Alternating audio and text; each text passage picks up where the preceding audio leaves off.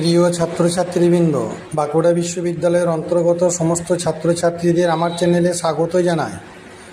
বাঁকুড়া বিশ্ববিদ্যালয়ের যে সমস্ত ছাত্রছাত্রী চতুর্থ সেমিস্টার ইংরেজি কম্পালসারি, সেই ইংলিশ কম্পালসারির কতগুলি প্রশ্ন উত্তর আমার চ্যানেলে দেওয়া হলো ল্যাঙ্গুয়েজ অ্যান্ড কমিউনিকেশন থেকে।